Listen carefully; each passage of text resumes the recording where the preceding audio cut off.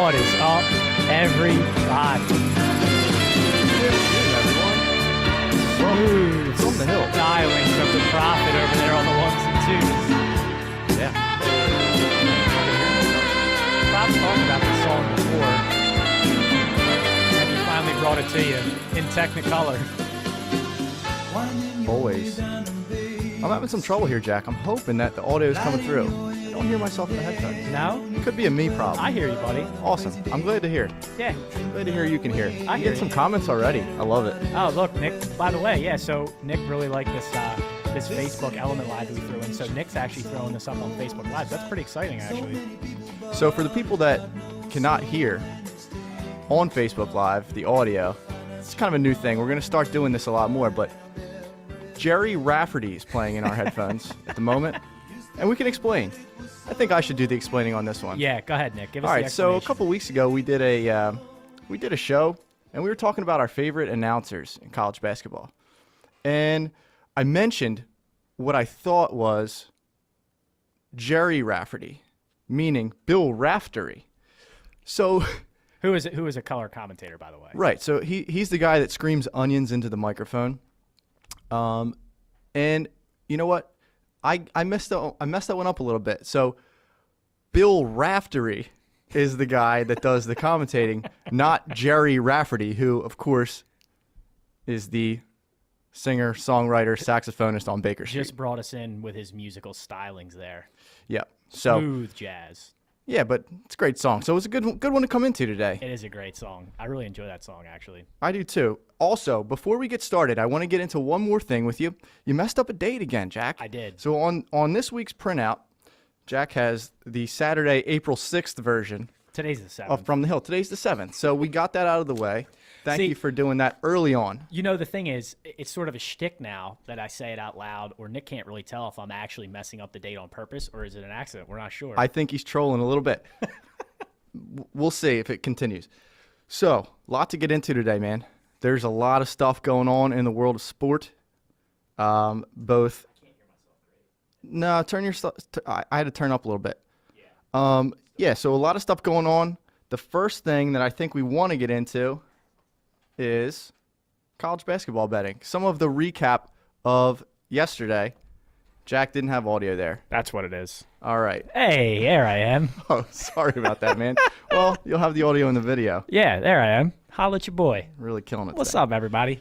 So, yeah, we wanted to get into a little bit of your live show last week. Yes. So real quick, let me give us the rundown real quick, Nikki, the announcement. So I just want to remind everybody that the content will be timestamped in the description portion of the show, so you can skip to whatever part you like. Also, I want to give everybody a platform reminder. So we talked about this a little bit last week, but it is official. We're up live. If you want to see the full show, you can go to YouTube. Obviously, subscribe to our YouTube channel. You'll see the full show. That's audio and video. But if you want to consume the audio-only versions, you can go to the iTunes podcast application or the SoundCloud application, and all of the From the Hill content will now be on there as well. Trying to get at you guys from all angles. So, whatever way you can hear us, if you want to listen in the car, if you want to listen in the gym, if you want to listen on your run, wherever. That's it. We want to get to you. So, spread the word.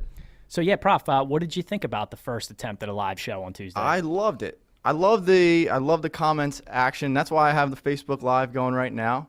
I see some stuff coming in, some comments. I'm going to try to get to them in a little bit. I'm not sure how well that's going to go, but, it's a trial and error thing. It's We're fun. going to work our way through it. I said, and I wanted to apologize to everybody whose comments I may have missed on the Tuesday show, but it was sort of a trial run. Obviously, I mentioned, Prof was in Boston, so I was doing it myself, but I really wanted to give it a shot. But honestly, the feedback was unanimous that it was great. Everybody loves getting involved with the comments. We had some funny ones. We had some dialogue going on. People were going at each other when we made comments. It was awesome. Love everybody contributing, and we're definitely going to do some more live shows because it was awesome. Yeah, A lot of whenever well. fun. We're going to keep that going. So there was a couple things that I liked about what you said, a couple things I disagreed with a little bit, and the first one is college basketball betting and the point shaving aspect of everything. I really don't like the use of the word point shaving. I know you hate it. It doesn't make sense. Well, it does in a way, right? Because what we talked about, see, here's the thing. When we talked about the Kansas Seton Hall game, that was really tough for me because I had to really reach on that being point shaving only because of the way the game played out, right? Right. But when you And look, that's what I wanted to say. This was a completely different situation. that's right. And when I looked at the Michigan game, right, the Michigan-Florida State game, that was almost clear as day point shaving. It was, but it was for different reasons than what we talked about. We were factoring the bookie factor, that bookies were going to these kids and these kids were getting paid to do certain things like this. This was a completely different angle of the whole thing. And was it going on? Was this, let's use it for lack of a better term, point shaving? Was that going on with with what was the coach's name? Oh, the Florida State coach? Yeah, I forget his name too, but it was definitely going on. Yes. And it was going on for a different reason. It was more for the covering of the spread and the what has been brought to the table as the alumni factor. Right, sure. And I think part of that's my fault, Nick, because mostly is. Yeah, part of that was my fault because when I tried to talk about the Kansas game, right, I sort of was throwing out an example, but my point only was the fact that I felt like it was going on because it had that feel to it, right? And so I talked about how that one was a stretch, but my overall point and the meat that I was talking about was the fact that I felt like these kids and coaches knew the spreads when I don't feel like they should, and they had a chance to get to something, and they did. Yeah. So that's the big portion of that one that I wanted to discuss. And obviously, definitely, like we talked about, that Florida State-Michigan game was just egregious. The worst part was his interview with Dana Jacobson, right, when he goes – it was very awkward. The guy acted like her asking him why you didn't foul with 15 seconds left down 4 was like from Mars. Yeah. When it's a perfectly legitimate question because everybody on the planet was wondering that. Completely legit question. But so you're right. It was definitely going on there. Different reasons were involved. And the thing of it is, you can't really like you mentioned in the live show, you can't really prosecute on those certain things that came up. You can't prosecute for making points. You can't prosecute for keeping other teams' points off the board. Right. That's the name of the game, right? Right. So it's a very strange thing that I don't know if anybody can really monitor that or kind of. It's nearly impossible, right? Like you just said. I mean, how do you? And the coach's quote unquote explanation still flies, right? He's just saying, well, the game was over. I mean, everybody knows it wasn't. But then again, you don't necessarily have to foul to extend the game there, right? You can just concede and go down 4. There's, like you said, there's no way to prosecute it. There's no way to. But you mentioned the FBI looking into all the other stuff. Why don't they look into this? It's hard to make a case for that. Very hard. So that was one thing that I wanted to get into. The other thing was Jay Wright.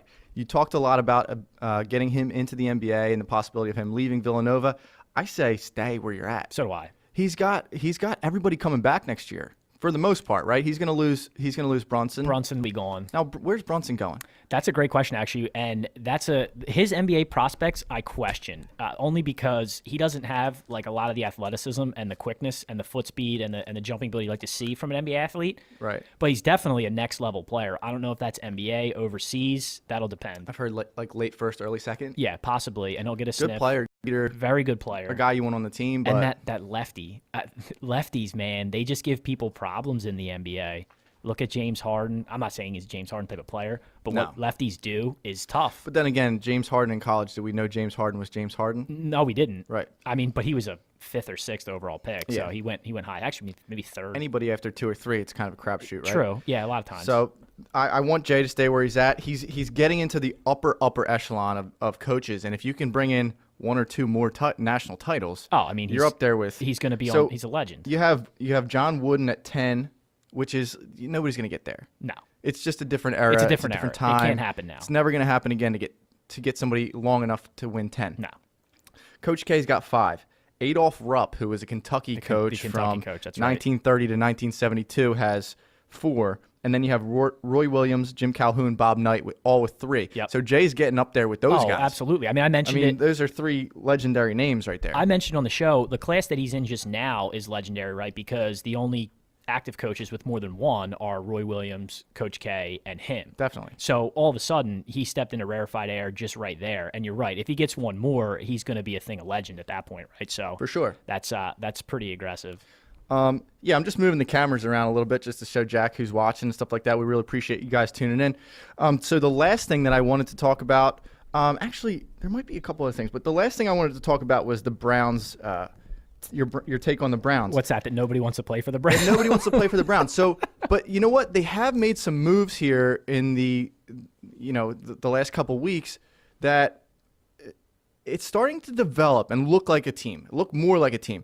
So do you sell out for Saquon? You said sell out, and I don't think you really have to.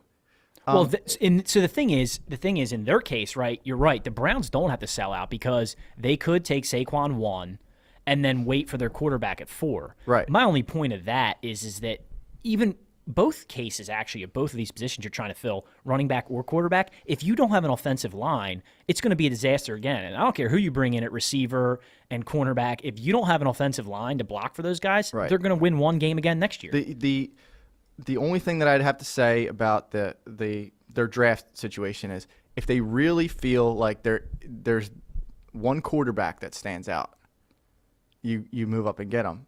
But this is a deep enough quarterback draft where if you're like, you're warm on somebody, you can take them at 4. Somebody's going to fall to 4, right? Yeah. So you have the kind of luxury of taking Saquon at 1 if you're okay with living with whoever's left over from the quarterbacks. That's the thing. Is that something you're okay with, right? Because the Browns have played this before. That's what I'm saying. And I hate to say it because I love them, but see Johnny Manziel.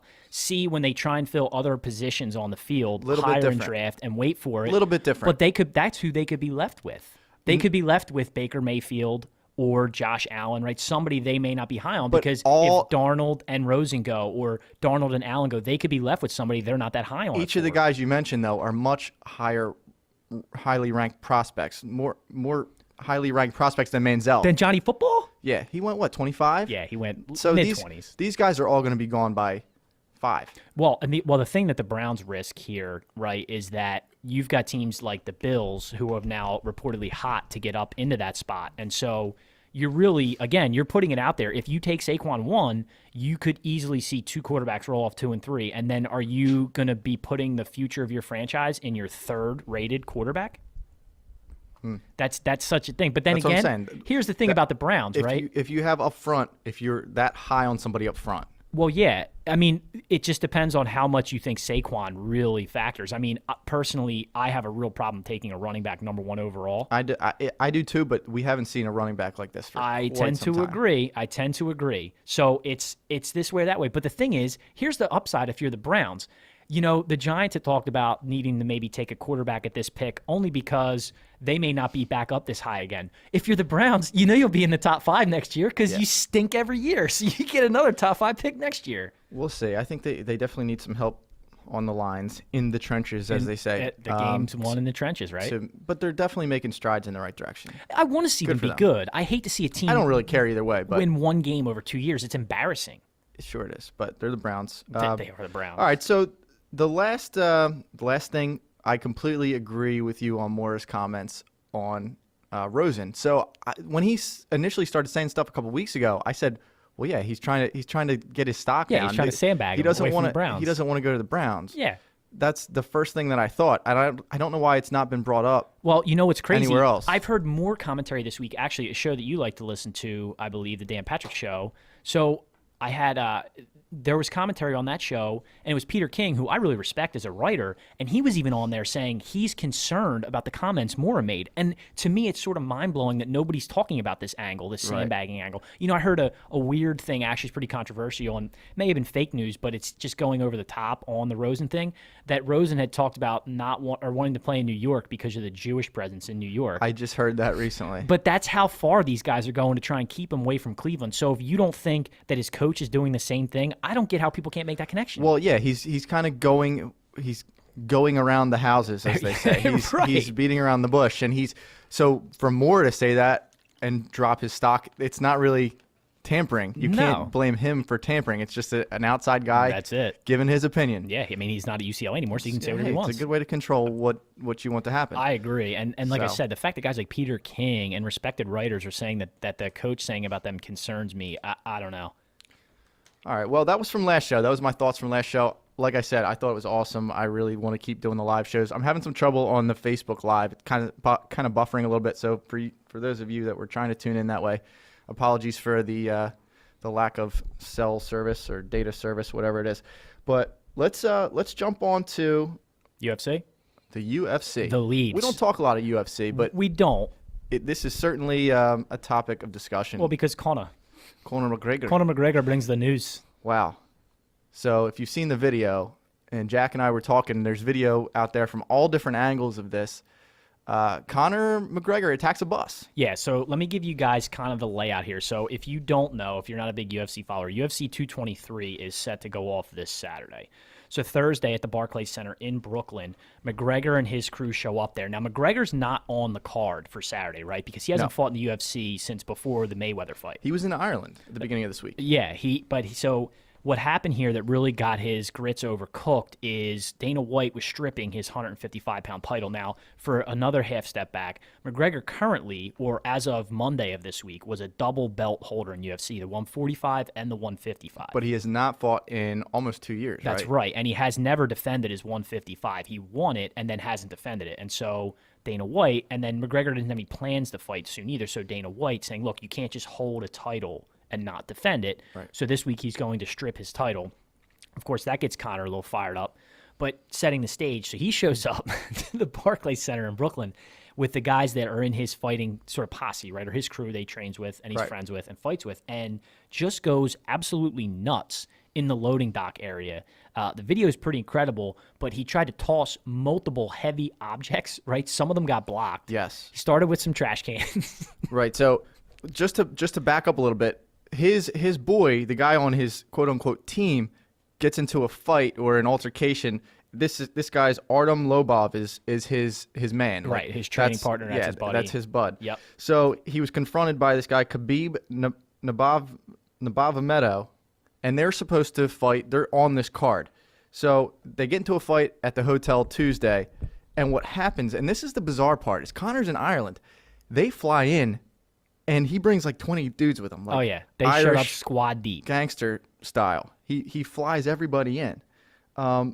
So when you see it from different angles, the first angle that I saw was just a bunch of guys kind of running.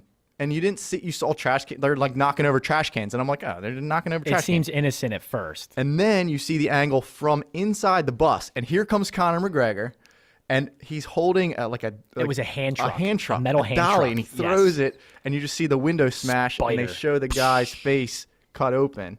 It's pretty insane. It was pretty aggressive. So it's insane. He tried to pick up everything there he could. He tried to throw trash cans. He got blocked. Actually, the footage from inside the bus that Nick mentions is insane because you see them lowering the metal safety gates to try and stop him from throwing a fucking barricade.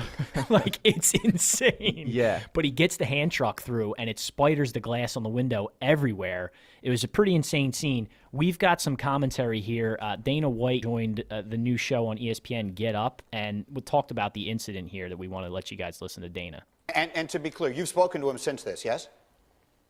We had a text session yesterday that was not very good. It was, most of the things I would rather not say and probably can't say on TV. Are there any details you can share with us? Is he apologetic at all? No. Okay. He said that he was apologetic toward Rose because Rose Namajunas was very upset. Obviously, Michael Chiesa, and he didn't know at the time Ray Borg was hurt too. But, he was apologetic about the people that, he wasn't trying to hurt, but he felt like the Khabib thing had to be done. You know the way this stuff works. You know half the world out there is saying this was a stunt, this was planned, this was fake. What's your reaction? This is the last stunt on earth we would ever pull. I mean, this is embarrassing for the sport and, for obviously for the UFC, and this is the furthest thing from a stunt. This is bad.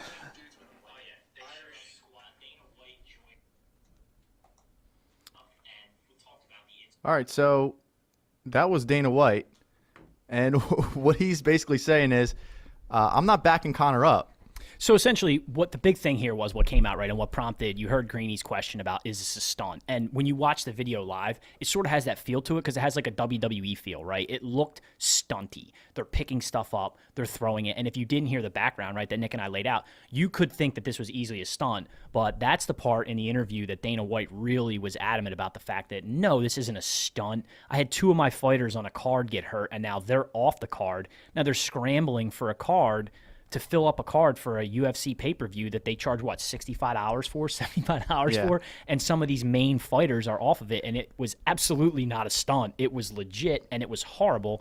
So the next step of that is, right, Conor McGregor had to turn himself in to the police. He got arrested. Right. He's facing criminal charges, 3 counts of assault, and 1 count of criminal mischief. Right. So if this was anybody else, it would be very easy to kind of not make a big deal about this.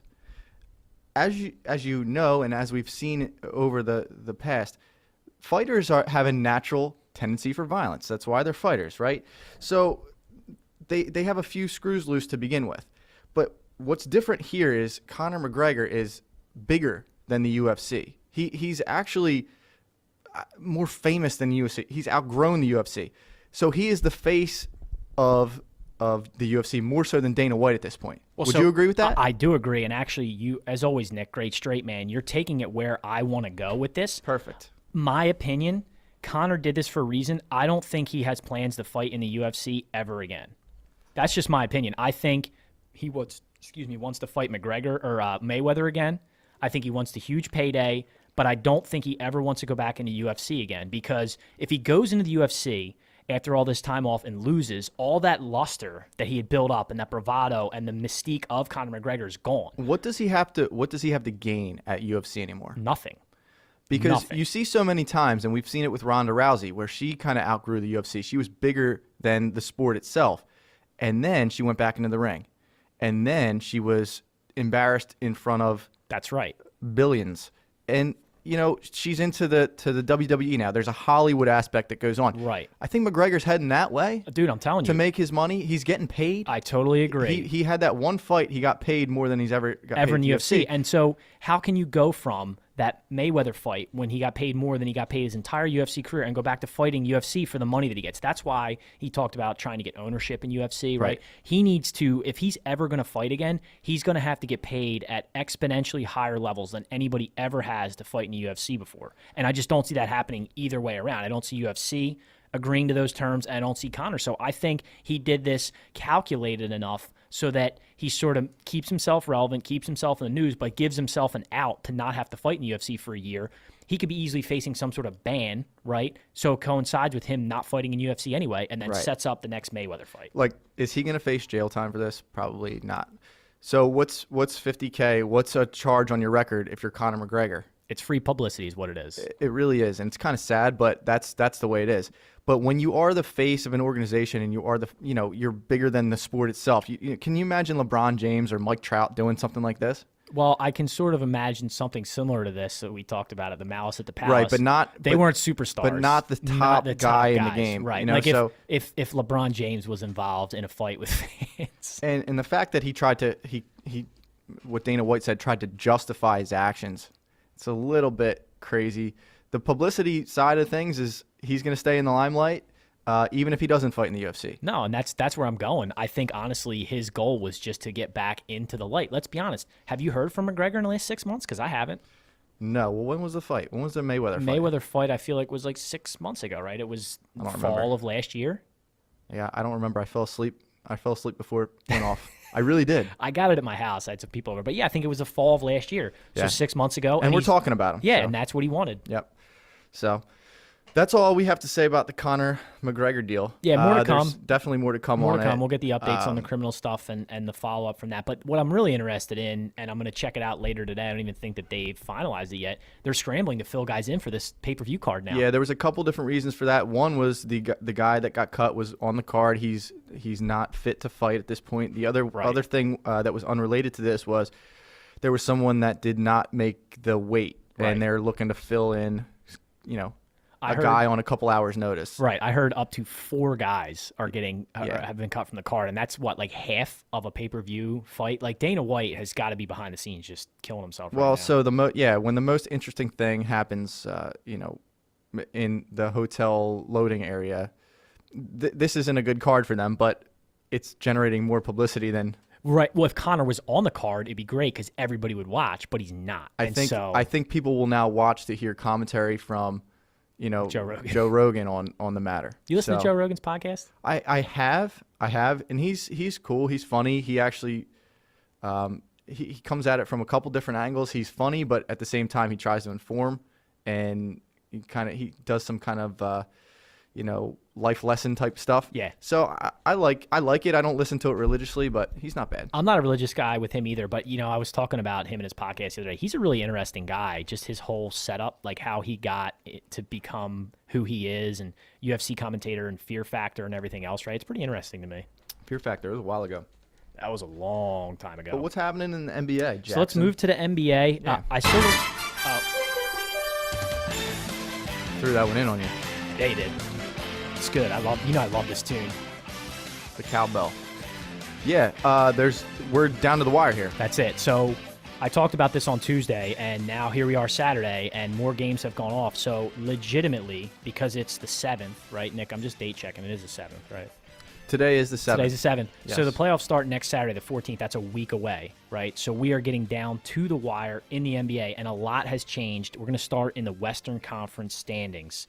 Let's run down where we stand now, because there's a big jumble from 4 all the way down to 10, and it's one of the closest races I've ever seen involving that many playoff slots. Right, so as we sit right now, right this instant, and it's probably going to change, we have Houston at 1, Golden State 2, Portland at 3,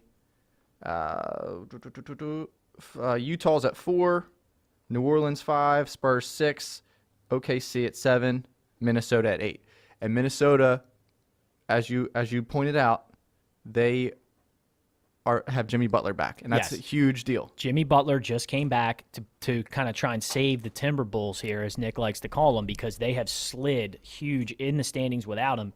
As of last night, they were tied with the Nuggets for that final playoff slot. And then the team in the 10 slot is the Clippers. They're 2 games back, so they're literally hanging on by a thread. I don't think they can make it at this point, but that's how tight. There's only 4 games that separate the Jazz at 4 from the Clippers at 10, so there's a lot to be played for here in the last 3 games of the NBA season, which is really exciting, actually. There's a lot going on. So if you want to, we can go through the matchups as they sit right now. We're looking at number 1, Houston versus Minnesota. Like I said, it's a much better matchup with Jimmy Butler, but I'm glad he's back for his, Twitter gifs and stuff.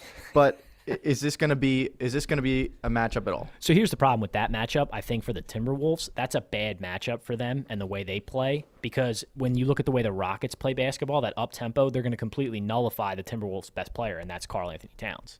They're going to get up and down the floor and completely pull him out of the game. Right. That's the problem for them. I think the Rockets are a real bad match, or the Timberwolves, they just can't play with the Rockets just because that 3-point up-tempo style is not how they play. I don't think anybody can play with the Rockets at this point. But moving on to matchup number 2, we're looking at Golden State versus Oklahoma City. So I love this matchup, and I want to see this one happen. So here's my problem with this matchup, and I do too, because you know how much I love Russ. But here's the thing about this matchup. The Warriors have owned Oklahoma City all year, and they own a lot of people. Yeah, true. More so there in that matchup too, and they dominated them again this week without Steph. With Steph back, the Warriors are going to smash OKC. I would like to see OKC. Well, Steph won't be back apparently for the first round. For the first round, right? So I want to see Durant put him on his shoulders and see the Durant versus his old team factor. I like that. I want to see if Durant can do this on his own. I mean, I like that Steph's out. The Warriors will sweep OKC. They will. They probably will, but the star power in the game is interesting. Is it sort of weird to you that OKC sits at the 7, could possibly miss the playoffs with all the talent on that team? They can miss the playoffs, or they can go up. That's the thing. Everything's within a half game in the bottom part of the West right now, and it'll play out. I don't know what's going on today, as far as who's playing, but I like it. I like that it's an early.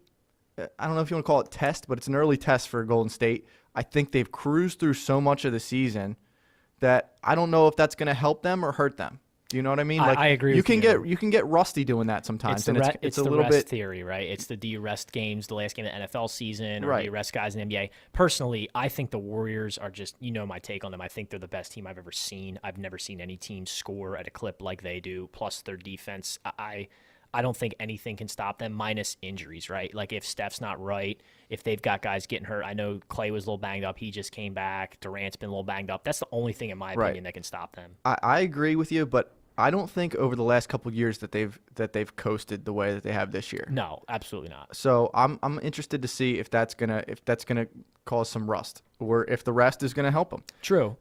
They need to get Curry healthy. Obviously, he'll be back, I think, for the second round. If they make it, they're going to make it.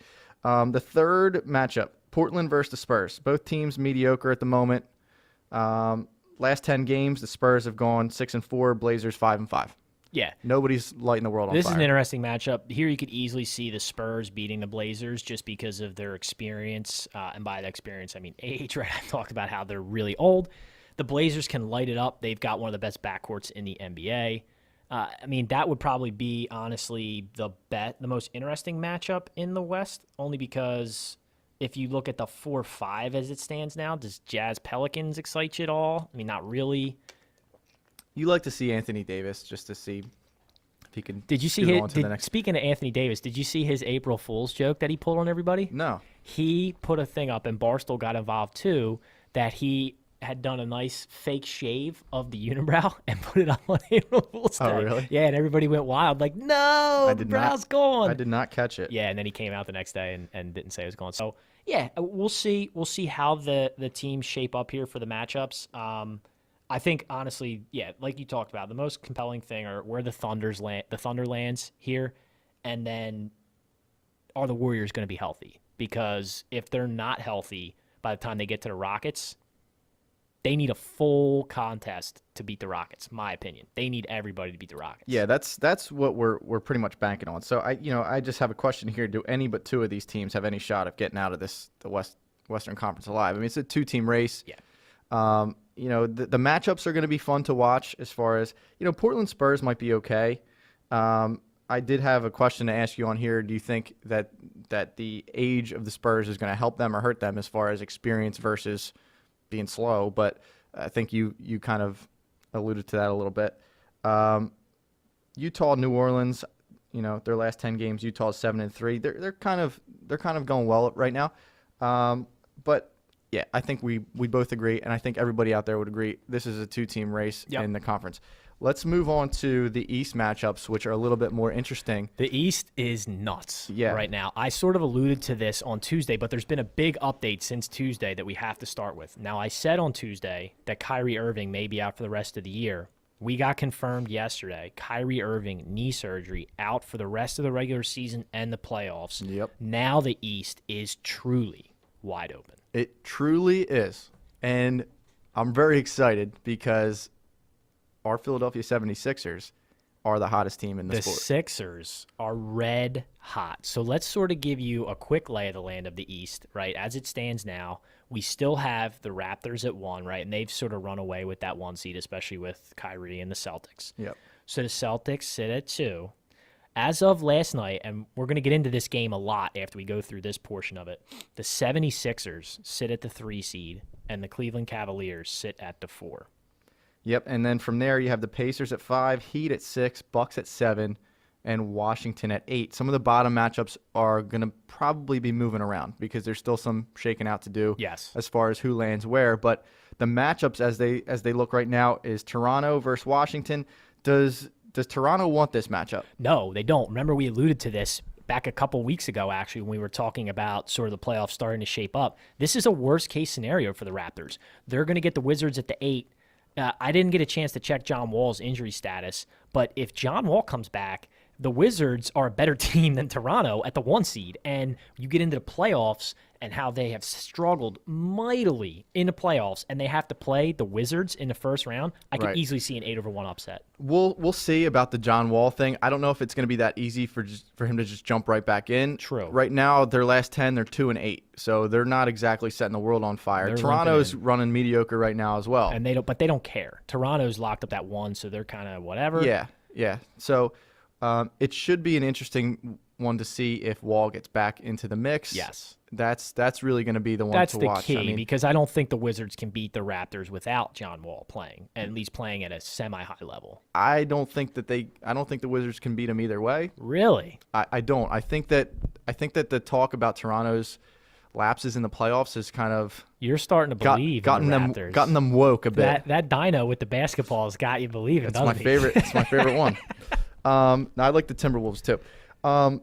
So the second matchup, Boston versus Milwaukee, the Bucks. Does this work for Boston without Kyrie? They've been running crazy. okay without. They have, but can the Freak carry the Bucks over Boston without Kyrie? Does he do enough other than jump out of the gym? I mean, yeah. He does a lot. I'm really interested in that series if that's how it holds up. The Celtics over I mean, surprisingly, they've been playing well without him. they have, but playoff basketball is a different monster. And the problem, I talked about this with Boston without Kyrie, is they struggle to score without him. I still think they beat them in the Garden. In the Garden? With the home court. The PAPI floor? If they have the home court advantage. Dude, did you get them tickets, bro? Totally. Yeah, so that's an interesting one. It's a little less interesting without Kyrie, to be honest. I want to see him on the floor because I like watching Kyrie. But and so the next matchup, the Philadelphia 76ers versus the Miami Heat. I don't really like the Sixers playing the Heat, to be honest. I hate it. I actually tweeted this out last night. So after the Sixers... So we're on the same page here. Well, I'll tell you, I'll give you more insight in this. The Sixers, after they beat the Cavs, I was on Twitter. I went after Colin Cowherd, right, because he's a Sixer hater. Yeah, and he's a LeBron lover. And then I saw that the executive producer of the LeBETARD show, Mike Ryan, had tweeted out that he wants the Sixers, and I had to tweet back at him and say, unfortunately, you're right. Because the problem here with that is that Hassan Whiteside That's and what Embiid, I have written down here. man, they have that feud, and Whiteside plays out of his mind against the Sixers. Yeah, he was all over him. And he's big enough and athletic enough and skilled enough to give JoJo problems, unlike many other guys in the league. So the second part about it is he's going to be playing with this mask on. He's going to, and it's going to be a little bit different for him. I think he might embrace it a little bit, so that would be a good thing. I think that certain things fire JoJo up, and with the home court advantage, I still think we would get by the Heat, but they do play us hard, and Whiteside is a pain in the butt. And here's the problem too: with him playing with that mask on, Whiteside's gonna bang on him, man. So like, the whole thing worries me about playing the Heat. I would love to see this change for the first round, only while Embiid has the mask on. I don't mind seeing the Heat overall. I just don't want to see him have to play Whiteside in the mask, coming off of 2-3 weeks removed from orbital fracture surgery. Yeah, there's history there. I've had the orbital bone thing. I haven't had to get surgery, but it's not that bad. Yeah, we're gonna talk about that later. We'll talk about that Nikki's later. teasing you the injuries, and then the final matchup. So the last matchup, you got your Cleveland and your Pacers. Yeah. Okay. So this is the underhyped team versus the overhyped team. Nick's favorite new player in the NBA, Victor Oladipo, So and his Pacers. The Pacers they're underappreciated for being a half decent team. They don't get any pub. That's okay. They're from Indiana. Cleveland, on the other hand, and justifiably so, gets overhyped to be this really great team. And they're good, but we saw last night they can be beaten, even when LeBron's ready to go off, because he went off last night. He went off last night. So let's get into that. Let's talk about last night. So I'll set the stage here for you on the stakes that were at line. The Cleveland Cavaliers came to Philly to play the Sixers. Going into the game last night, the Sixers were a half game behind the Cavs for the 3 seed. So that was on the line last night, whereas there was only 3 to play after this, right? Huge game, playoff implications, all down the line. Yes, sir. Remember, Joel Embiid did not play last night. So the Sixers are Embiidless, playing the King and the Cavs.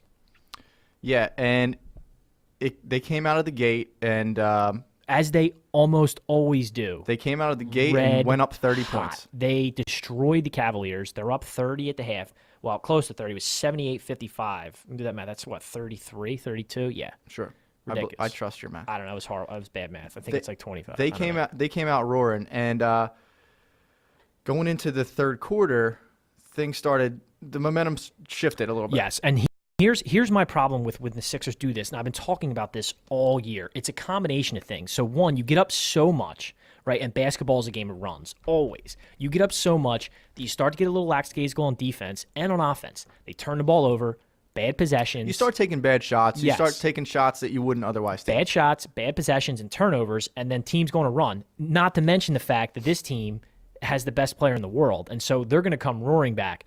The Sixers have lived like this all year, where they get up 20, and then they let a team come back, but they can hang on late. But when you play good teams like this, you can't necessarily do that. You're never going to stay up 30-some points for the entire game, but you got to try and get better shots and better possessions, and they go through these long stretches where they don't. And as Nick mentioned, they got obliterated in the third quarter and let Cleveland come roaring back into single digits to go into the fourth. But the important thing is that they hung on and they fought the entire game. They really did fight the entire game.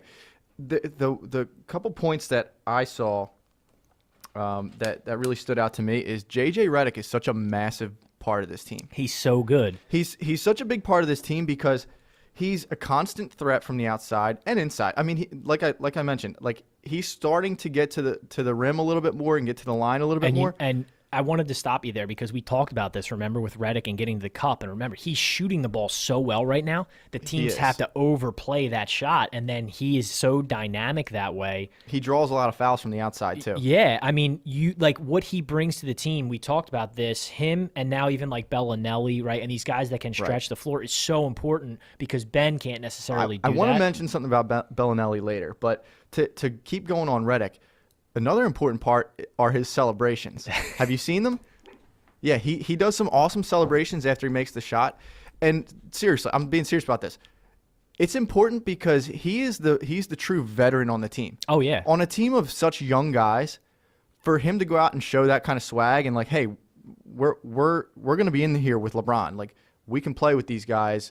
And he kind of kickstarts all that. He gets the swag going. And you see it carry over to Ben Simmons. Ben Simmons is swag to the max. Like, he doesn't care.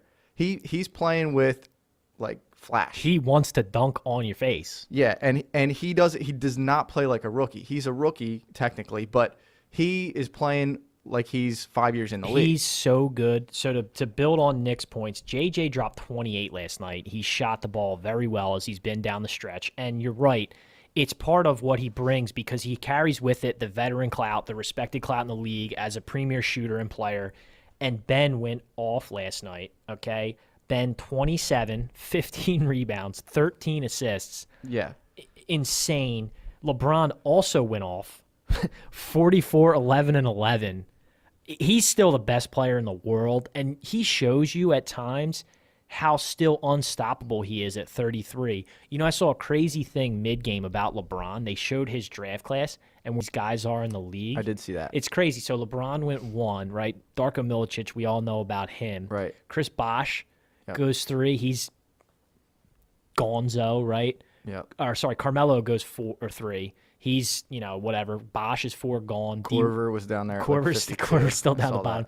D Wade, right? He's winding down his career. All the rest of these guys are still in the league with their careers winding down, and LeBron's still the best player in the world. Yeah, it's insane. He's definitely a freak, and he did a lot of bitching last night. He always does. Sometimes rightfully so. He gets hung on by a lot of guys, but I don't really like that aspect of him. I don't think anybody does except for Cleveland, but. Yeah, he's still unbelievable. I want to get into something else real quick about Ben Simmons. So does he need a jump shot for you? Yeah, he did a jump shot.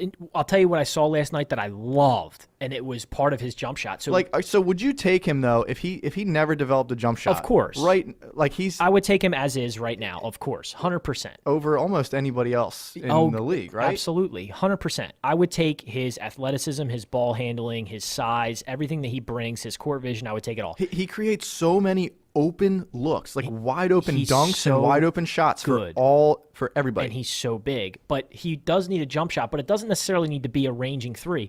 What I saw from him last night, I loved it. So down the stretch, there was a late possession, got a little scattered. He got the ball back with about 3. He's at the free throw line. He makes a spin move, turn around, fade away, jump shot, and bangs it. All he needs is that mid-range jump shot, and it's not broken. He just doesn't take it as much. But he knocked that down late, and it was huge. He's knocking everything within 15 feet. And that's where he can live because the dude's 6'11" and can ball handle like a point guard. Yeah. So he can live in there, and he's so big and athletic. Best player in the NBA in like 3-4 years? Ooh, maybe. Remember, and there's another guy that's sort of like him, only more athletic. If he can develop more of a jump shot too, that's the freak. I think I said this last year. I think Giannis will be the best player in the league in 2-3 years. I'll take Simmons.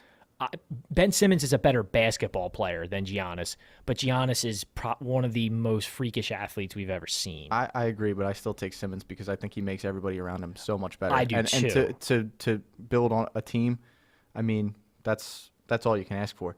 Speaking of a key piece of the team. Where was Dario last night? I didn't see much of Dario. Dario didn't play very well last night, No. although for his credit, he's played incredible down the stretch, and we will need him throughout the playoffs. I think Dario had a rough draw last night because he sort of split off time covering LeBron with Covington, and the problem, Covington is a great on-ball defender, But when I saw every time Covington was on LeBron, LeBron just backed him down because LeBron's so much bigger. He could do it to anybody. Yeah, but Dario's bigger, right, and got more size to him, so he's able to sort of hang with LeBron more in the post. But then, of course, LeBron can pull you outside. I think he kind of cowered down a little bit to LeBron because if you remember a couple of weeks ago, When Dario and LeBron got last into week, last week when they interviewed him and they said, "Who do you want to face in the playoffs?" He was like, "I'll face anybody except LeBron. I don't want to face LeBron." I don't know if you saw that interview, I but didn't that's see what that. that's what Dario mentioned. that So Dario? I think he's You in a mean- little bit of awe of You LeBron. mean, But you mean he didn't say too many Jills, so many Jills? no, but he is a spark plug for the team, and when he's on, they're kind of unstoppable. Yeah, they are, because what he brings, right, is another guy who, especially when he's making his jump shots, stretches the floor at his size and helps Ben stretch the floor. And he's, again, shot the ball very well down the stretch. The shooters are a big deal, man. Having those shooters on the outside, I mean, Ilyasova, Bellinelli, Redick, Dario, they can all shoot it from the outside, and it opens up the floor for everybody. That's why Ben can get to the cup or dish it to somebody who's, like, he's making Rashawn Holmes look like an all-star. Oh, yeah. So, LeBron's massive dunk and stare down of Ilyasova last night. What'd you take away from that? Unnecessary. It was pretty crazy, though. Unnecessary. It was a great play. It was a statement. I love that Ilyasova went up at least to try and contest it. Wasn't worried about getting the poster. And wasn't worried about what happened. You know what? Okay, LeBron. In a game like that, you got to do that. Oh, sure. It's a huge game. Okay, LeBron. I can't wait till Ben dunks on his guy. The thing of it is, LeBron can do that every single time. Almost, yeah. He can. Well, I don't know why he doesn't do it more, but Do you remember earlier this season he tried it against Embiid, and Embiid blocked him bad. He tried to dunk on Joel, and Joel was like, son.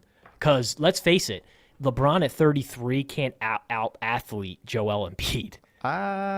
there's a case to be made for it. Embiid But is so big. he can do that every time. So some other takeaways from the game, I saw a lot of evidence that LeBron wants to come here. Yeah, you mean I also had tweeted this out that Ben Simmons might as well be LeBron's son. Yeah, the Fresh Prince. So on Twitter, Ben Simmons was going back and forth with LeBron and posting pictures of them hugging and kissing before the game. Yeah.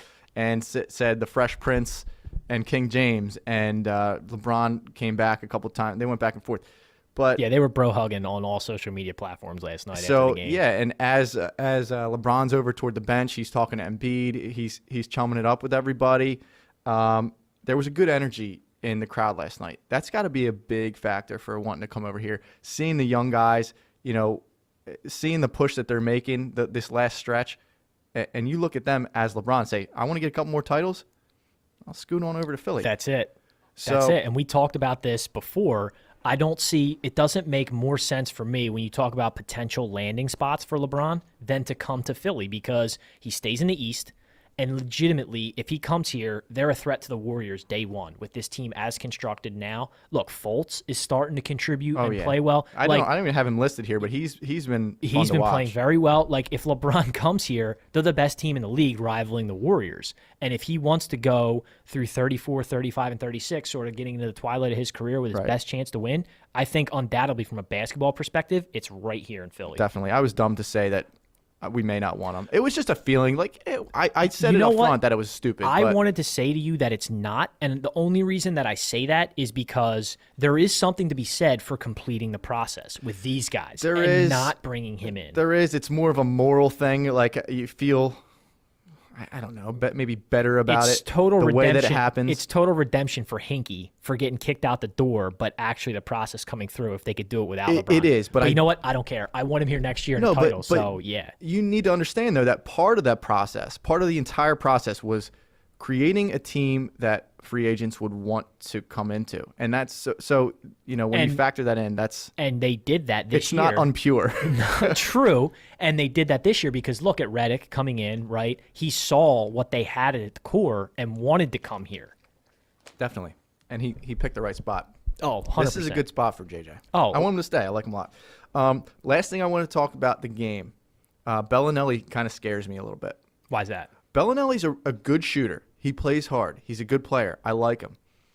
But he's the kind of guy that he takes a fadeaway three-pointer with three guys in his face, and he makes it. Yeah. And then every shot is a three-pointer with Yes. 3 guys in his face. Yes. He just wants to keep hawking it up there. So if I could, Which last night he was really good. He was shooting, making those right, shots. he was making them. He was making them. The whistle would blow and he would still make the shot. you know who I compare him to on the other side? He's like J.R. Smith. He will throw up the oh no shots all the time, but Yeah. he makes them a lot. But see, the thing is, and I actually totally agree with your take on Bellinelli there. Where I thought you may go is he can't ball handle. He had that bad turnover late when he picks his dribble up like right over half court, and then he has to throw like a cross court pass and it gets intercepted. See, I'm not so much worried about that. I don't You're want not him going ball to find handling. him. Here's what I like about him taking those shots. Somebody on the Sixers needs to be able to take those type of shots and has the possibility to make them, and that's why I don't mind him doing that. But you need somebody like that. You have to limit that. Well, yeah, but he comes off the bench. I mean, it's I know, okay for but me. you have to limit it, and you can't just come out just hawking the ball 3-point fadeaways all the time with guys on you. Like that's why we have Ben. That's why we have Joel.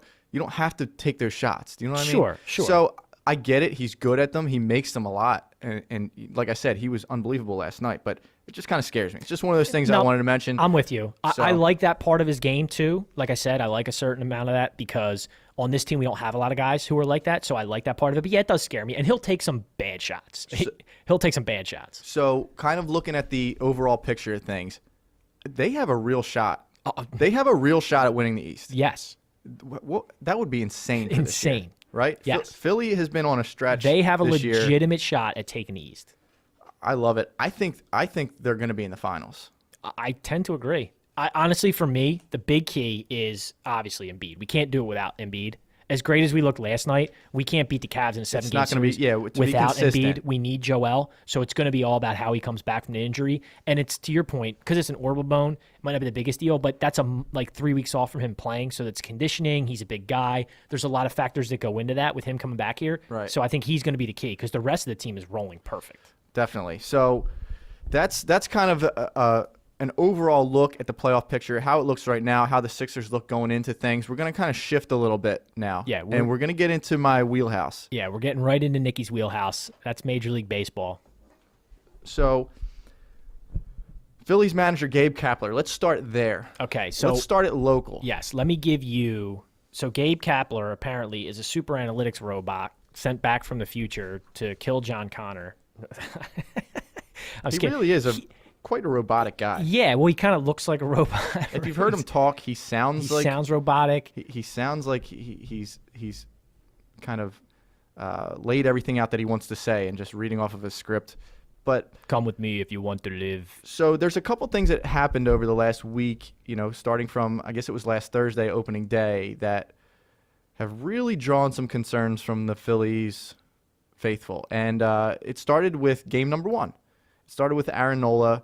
Kapler pulls Nola after 68 pitches. He's running smooth. And then he gets to the third rotation of their lineup. So if you know baseball, you know that there are stats that say when you get to the third time through the lineup, you're going to get hit harder. I mean, guys, find your tendencies, pick up your ball, know what you're going to throw when. So it's a little bit more difficult to go through the lineup that third time. It's a real thing. It definitely is. There's numbers that say that. But are we going to pull our pitcher the third time through the lineup every game? That's my problem with it. And so actually, it's twofold here. So starting there, to me, I called him the super analytics robot, right? And Nick alluded to it. The third time through the lineup, this is the third time guys are facing you. They're getting your timing down. They've seen your stuff. But sixth inning, 1 out recorded, 68 pitches, no earned runs yet. What's the problem, right? He's rolling just fine, and you pull him. Here's my problem with it. With just the overall move, not where we just went to, you let him bat in the previous inning. Agreed. And he killed your best rally offensively Agreed. with a strikeout. If you know you're going to pull him the third time through the lineup, why would you even put him out there for one batter? Just let it pinch hit, get a stick in there to try and keep your rally going, and then pull him. Why you send him out there for one batter? Because he is missing pieces to the game. He is missing parts of the game, and managing baseball team is not that hard. There's a couple moves you got to make. I have less of a problem with him bringing taking Nola out. I really don't care about that much for game 1 because these guys kind of take a while to stretch out as starting pitchers, and the innings limits that these guys are facing throughout the year, that's a real thing. They should have certain innings limits, especially for a younger guy like Nola, where you don't want the Tommy John surgery in the middle of the year. So I have less of a problem with that. But what you're talking about, I do have a big problem with, is that's a mental part of the game that needs to be pre-thought out. Like, you need to know where you're at in the order. As a baseball manager, like you said, these are simple things. If he comes in after the 5th and you know his pitch count and you're running your analytics, which because he's a super analytics robot, it goes in his head. He doesn't have a computer, right? If you're running that way and you're going to run everything by the books, then why do you send him out there to the plate? That is just that's a baseball 101. Right, so that's just one of the things that he's done. He's pulled Rhys Hoskins, who's their best hitter, in key situations so that when he hits his turn in the lineup, we don't have a bat there. He pulled Velasquez. He's called... Can we talk about the Velasquez one real quick? I wanted to get into that. So this Velasquez one is almost inexcusable. By the way, guys, I wanted to pull this up because I started researching this more, and I want to give credit to Deadspin. Deadspin wrote a couple really good articles about this, so check them out. I'm sorry I didn't record the author's name, but I'll put it up in the description of the video. Really good articles about this on Deadspin. So let's talk about the Velasquez one because this is mind-blowing. So he pulls Velasquez in the 3rd inning, and he makes the call to bullpen for a pitcher who hadn't warmed up yet. Yes. This is talk about missing pieces of the game. This is the most inexcusable thing that a manager could do. And then the crazy part is, right, he's out there trying to stall, right, time, and the Braves manager comes out to argue, and he gets himself tossed out of the game, and rightfully so. I mean, the Phillies, Kapler should have got tossed out of the game for what he did, but the Braves manager gets tossed. Actually, we had some funny exchanges this week about that, talking about how Bobby Cox would have came out and just knocked him out or something. That was his MO. But yeah, the Hobie Milner into the game is an inexcusable thing. I looked up if this has ever happened before. It did happen before. It happened in Milwaukee in 2014. But other than that, I couldn't find anything where a pitcher was called into a game without warming up, without being told to warm up in the bullpen. What can be the miscommunication? There can be none. And this is the problem with him and his moves. So here's the thing, to me, if this is how he's going to manage all year with just always by the book, strict analytics, then we might as well fire him and just let a computer manage, because at least the computer will remember to click the button to get the guy to warm up in the bullpen, right, or take the pitcher out in the 5th inning to hit. At least they'll make the actual correct moves in with them, even if we don't agree with them from a baseball perspective. So this early on in the season, and I'll put my 2 cents in it after this. Are you ready to move on from him already? And I'll tell you why. And this is why, again, Nicky, the best straight man in the business. I am ready, and here's why. Talking about the Deadspin articles, I dug into this last night because I was very interested in where he came from and his past. This is nothing new from him. He came from the Dodgers organization, right? And if you look back and you spoke with folks in the Dodgers organization, people saw this coming and thought that he should not be giving a managerial position, right? Even as progressive as he tries to think, a lot of folks in the Dodgers organization hated him, hated his philosophies and the way he did business. I feel like this was a grave error, and we need to move on immediately. I think that the analytics part of the game is real. I think there's certain things that you need to look at and take into account, but you need to make decisions that take into account what's going on in the game at the current moment, and then look at the analytics and see what's the best way to go about things. If somebody's running hot, you don't pull them out because the book says you have to pull them out. Right, and that's my point that I was sort of alluding to on Tuesday. Yeah, and further exactly. Now. Like, you can't run everything by the analytics book. If it tells you have a 51% chance of success here, but yet you got a guy who's 49% chance if you leave him in, but you got a guy who's 3 for 3 who's running hot, you don't take him out just because they brought in a righty to face a righty. Yeah. You let that guy hit. Like, you can't manage a baseball game strictly by the numbers. You have to be in the game. That's part of the thing, right? I don't think you'd find anybody that would disagree with that, but I'm willing to give him till June, July. Let's see how things go as these guys get into the season a little bit, as things get warmer. There's certain factors that go in to making decisions early on in the season that just like I said about the pitching thing. It's 40 degrees here, you know what I mean? Sure. You're not going to extend Nola beyond what he's supposed to do, but at least in his defense on the Nola thing, and I talked about this a lot with our buddy from Wisconsin, Tom Nugent. We talked about it because Tom's got him on his fantasy team, but we talked about this, and they've been doing this with Nola the past couple years, and I agree. Look, Nola's our stud pitcher for the future, and we don't want to throw his arm out on bad teams. Yep. So I sort of agree there, but in that case, 68 pitches, 1 out, he's not struggling at all. Right. He can finish that inning. There's no excuse for that part, at least. Agreed. You're right. It's way too early to run him out. From everything that It doesn't look good. it looks horrible, and then from reading about his past and what people thought about him, it really took me back to question how he got the Yeah, job. everybody knew he was a little bit goofy up front, but Right. All right, so enough on Gabe Kapler. I'm interested to see Arrieta get in there, but moving on from the Phillies, let's go big picture, see where everybody's at. Just kind of looking around the league. The way that the standings are early on, it's kind of a lot of it's kind of how we thought it would play out. Red Sox, Blue Jays, Yankees, Orioles, Rays. Yankees, what do you think of them? It's early. I mean, I saw a funny thing with the Yankees. What do you think of Giancarlo getting booed first yeah, game? because he struck out 5 times. And who told you that there was going to be more strikeouts in New York than ever? Oh, it's clear. But you know what? Who cares? And then he hit a moonshot. And then he hits a bomb. That's the thing about him, and that's the kind of player he is. If I was Dan LeBETARD's Papi, I would say, see, I'm very intrigued to see Giancarlo strike out 5 times, because that's what he does. He stink. That's actually he can hit a home run. That's actually your best impression. Oh, you like Papi? Yeah, that's pretty good. No, I told you this was going to happen. I'm not. The Yankees aren't done by any means. No. I mean, they're gonna hit a lot of home runs, and already you've seen it in one game that Stanton, Judge, and Sanchez have hit homers in the same game. So that's gonna happen a lot. I like that. The Orioles, they're not looking great. Things are pretty bad down there, and their pitching kind of stinks beside Dylan Bundy. The Rays are exactly what we thought the Rays were going to be. Rays are bad. Poop fest. So moving through the AL West, Astros, Angels, Mariners, A's, Rangers. How about Ohtani? That was awesome. Looks good. I love to see it. I want this to work. I do. I kind of want him to revolutionize. Yeah, I want him to be able to where things are contribute going. on the mound and at the plate, so I love it.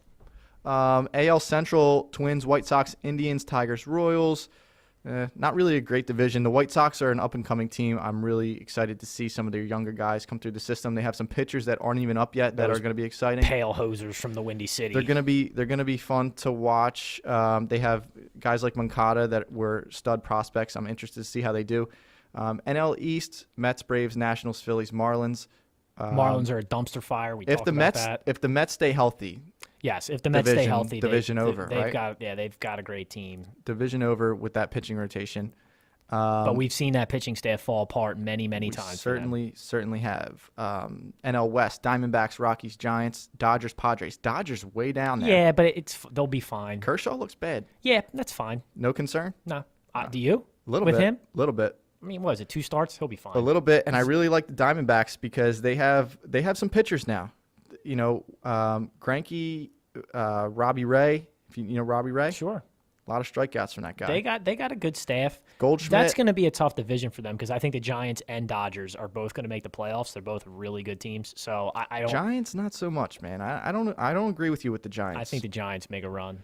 Last they're going to one- struggle now losing Bumgarner. That really hurts them. Yeah, broken hand. It sucks.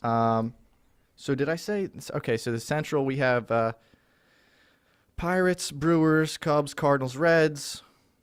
Pirates up front, Cubs in the middle. Cubs are gonna pick it up. Cubs are stacked, and I think- they're off their World Series hangover, so they'll be fine. Cubs win that one easy. So just a general look at what's going on. It's early on in the season. I'm looking forward to getting into it a little bit more once we don't really dive full into baseball until we're through hockey and NBA playoffs. But it's going to be a good season. It's a grind, right? There's some cool storylines out there that I'm interested in seeing how they play out. Baseball season's a grind. So what we have going on this weekend, though, is one of the best weekends ever, and it's the Masters. The Masters, a tradition like none other. I should have had the music ready to go. I didn't. I know. Well, Should've it's all thought right. about that. We're a little short on time, Yes. so I want to run us through real quick. Highlights from the Masters. These guys are going to be going off soon here today. If not, they already have. So Sergio threw up a 13 on the 15th hole. That was really bad. He shot an 81. He's the defending champ, so he missed the cut. That sucks for him. Tiger made the cut, but he doesn't look good. I watched a lot of him playing. He's not striking the ball well at all. I like the new Tiger. Well, what is it that you like about him? There's a new Tiger that's been showing himself on TV. He's a little bit more humble. I feel like he's kind of taken a step back. He's not as disingenuous with the media anymore. He's starting to show more respect for the game. He's starting to show more respect for the fans and the media and stuff like that. And he's a little bit more humble. I just like the new Tiger. I kind of like the old Tiger. I liked him cursing and yelling and shit like that. I don't need all that. I loved it. If you just go out and play the game, and he can still play. I mean, I'm not counting him out.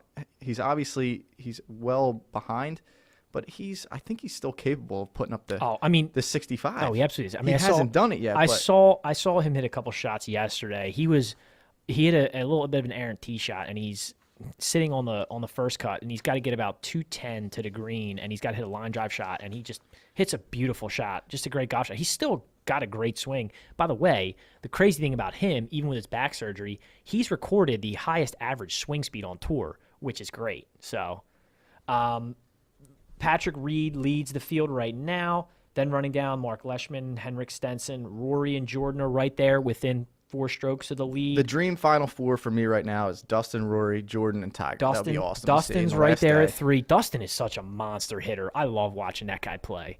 And then the last thing we wanted to talk about was actually, you know what? We're going to skip the last part about it, but we'll say that Tony Finau, he came out, he dislocated his ankle, but he throws up a 68 in the opening round after doing that. That was a pretty crazy story. Yeah. I've had some bad injuries before, but nothing on course or golfing like that. Dislocated ankle was pretty nasty, too. Yeah, but that's it, guys. We're going to wrap today up.